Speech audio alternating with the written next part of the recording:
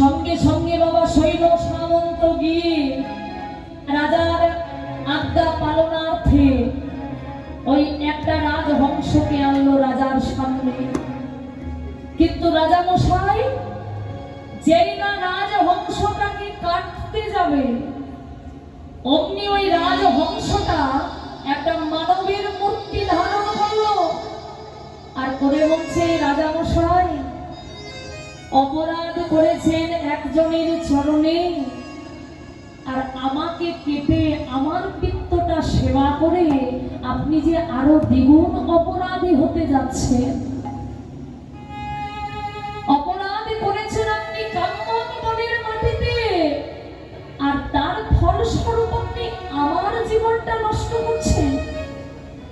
এখনো সময় আছে, যদি এই পেটের অসহ্য যন্ত্রণা থেকে মুক্তি পেতে চান তবে ছুটে যান সেই কুষ্ঠ ব্যাধিগ্রস্ত সামান্য মনে মনে করে যাকে আপনি ঘর থেকে বাইরে বের করে যার কুটিরে সারাটা রাত্রি কাটালেন, সেই মুনির চরণে।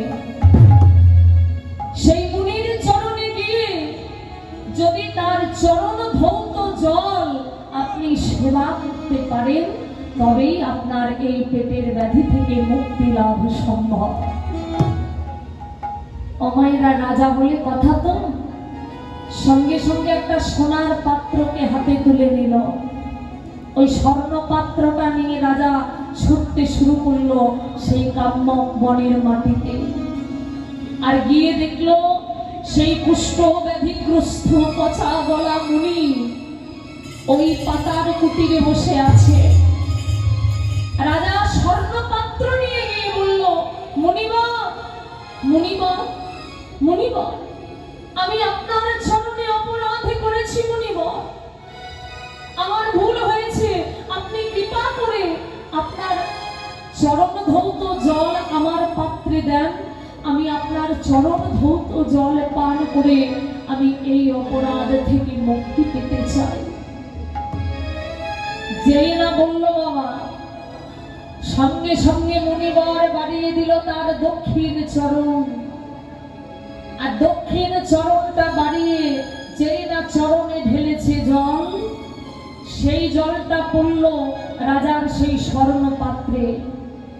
আর সেই স্বর্ণ পাত্রে জলটা নিয়ে যখন রাজা চন্দ্রধ্বজ পান করতে গেল, ওই জলটা দেখেই রাজা আর জলটা পান করতে পারল না।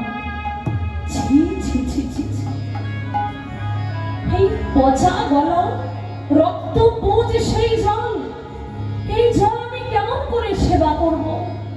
না না, এই জল আমি পান করতে পারবো না। এই বলে জলটা দিল ফেলে। যেই না জলটা ফেলে দিল, সঙ্গে সঙ্গে মুনিবর গেল রেগে। আর মুনিবর রেগে গিয়ে মহারাজা চন্দ্রধ্বজকে বলল, ওরে মূর্খ, এত বড় সাহস যে আমার মতো মুনির চরণ ধৌত জলকে তুই অবজ্ঞা করলি। আমি তোকে অভিশাপ দিলাম, এ পাপের ক্ষমা তোর নাহি কোনো কালে, অনন্ত নরক ভোগ আছে তোর ভালে।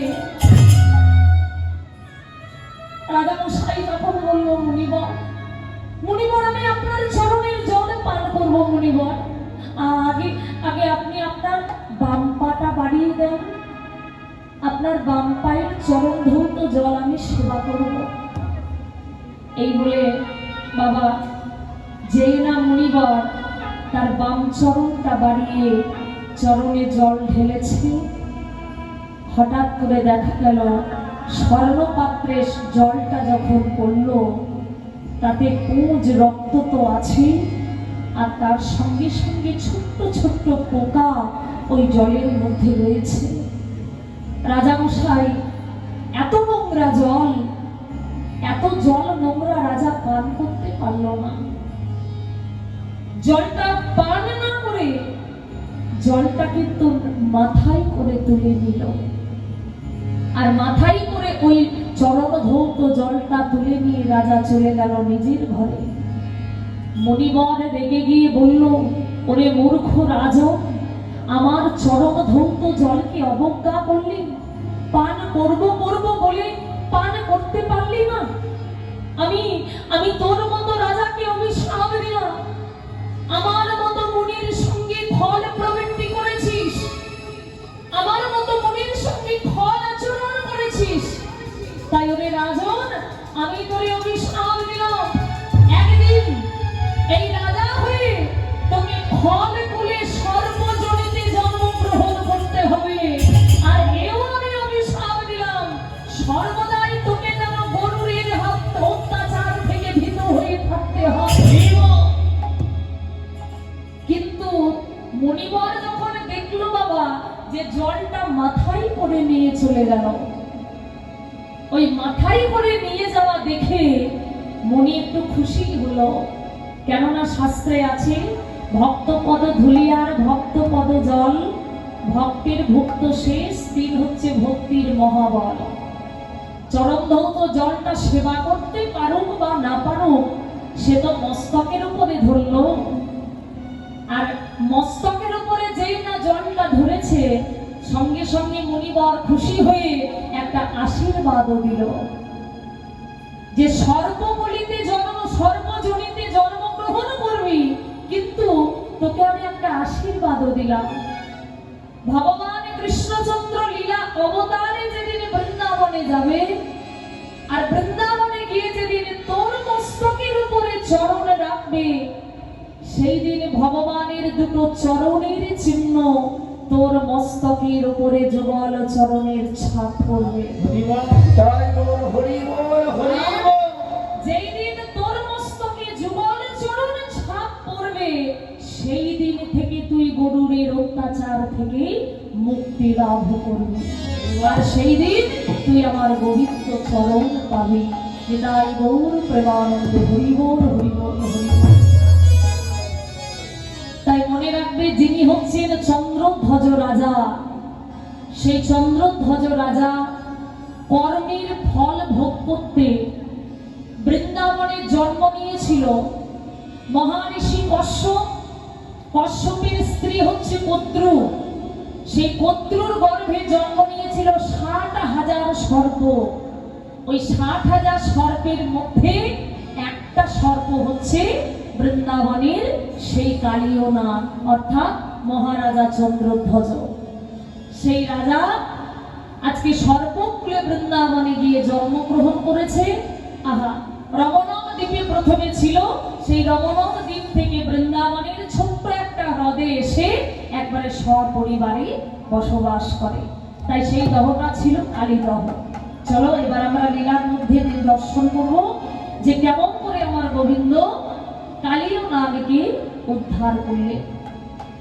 সকাল বেলায় সকল সখাগণ গোষ্ঠী চলে যাবে, আর গোবিন্দ আছে নিজের ঘরে। তো সকালে মনে মনে ভাবছে বেলা তো হয়ে যায়, এখনো কানাই এলো না। তা সকল সখা মিলে যাচ্ছে, শ্রীদাম সুদাম দাম বসুদাম, সবাই যাচ্ছে কানাইয়ের ঘরে। ভাই কানাইকে ডেকে নিয়ে এসে আমরা সবাই মিলে একসঙ্গে বসে যাব। তাই সকল সখাগণ আজকে গেছে কানাইয়ের ঘরে। ও শ্রীদাম যা